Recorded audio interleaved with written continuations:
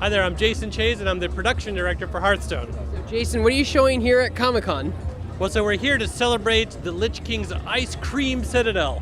So he's actually here, he's actually sitting on the Frozen Throne, and you can actually get 2 different delicious types of flavors from him while he's here. You guys actually, so I just went inside, you guys actually have alkalites mixing the ice cream with like liquid nitrogen and cream.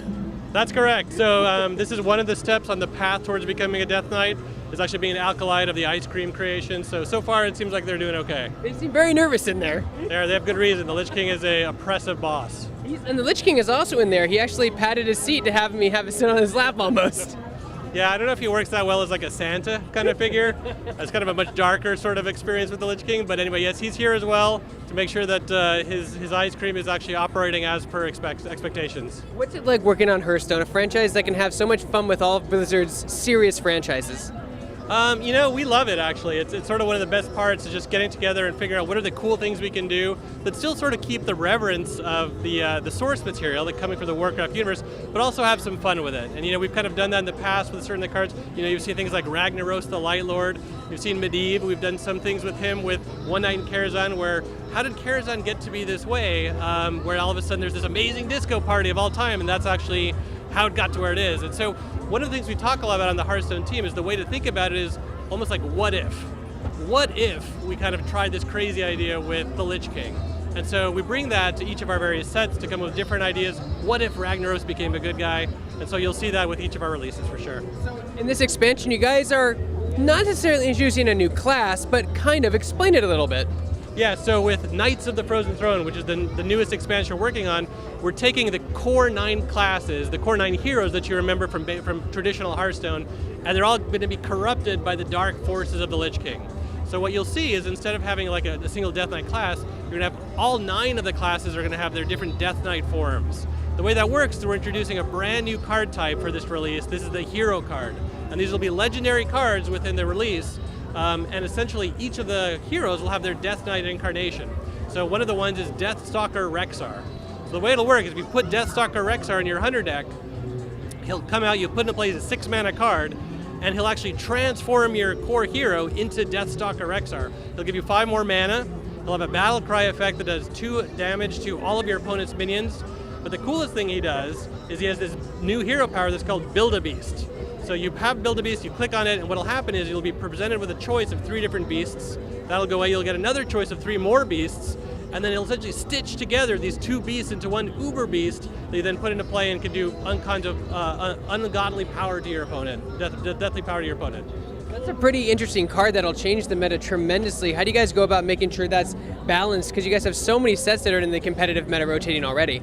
Yeah, so we actually have an awesome balance team, and this is what they do. They actually spend their time coming up with awesome ideas, as well as how do we sort of tune those ideas so that they're going to change what are the cards in the meta. That is one of our goals, to introduce new deck types without coming with a particular deck type that just dominates for the foreseeable future. Sometimes we actually will find that the community finds definitely things that we didn't expect. That's great. We love that there's all kinds of cool creative ways to do new things with the cards. But we're always keeping an eye on it. We want to make sure nothing gets too far out of whack, in which case we'll come in and make some adjustments if we need to. So can you kind of go through the process? I'll use a recent example of like Quest Rogue, like how you recognize the problem and then the process of you fixing it, because I don't think a lot of players understand that full process. They think you take too long or it's not fast enough, but it's actually a really deep process you have to do slowly. Yeah, we're very thoughtful about it for sure. So the way it works is we actually have a lot of data that we're pulling in to evaluate where are we with the meta. One set of data comes from our business intelligence team. We have a lot of deep metrics tied in with Hearthstone itself, where we're essentially getting telemetry back showing what cards people are playing with, what deck types people are playing with, not just at legend level play, but at all levels of the ladder. We're looking at what win rates are for particular decks, and so we get that sort of one set of data. Then on top of that, we also have the data that's coming back in sort of socially through things like Reddit or Facebook or Twitter feeds or just what people are saying as they're playing the game, and we listen to that as well.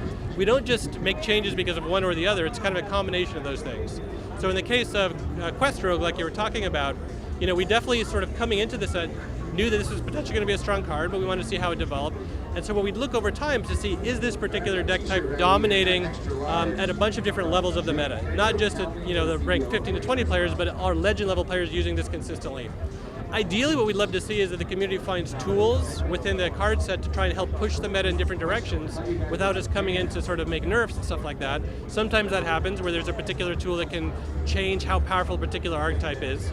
But sometimes deck types just get more popular and spin to a point where there's just so many of them that we do have to come in and make changes. So Quest Rogue did reach that point, and so we made the change where instead of having to summon 4 minions of the same name, now you have 5. And so a lot of that comes from debating within the design team, what is the right way we want to change this card, so it's not sort of being represented quite so heavily in the meta.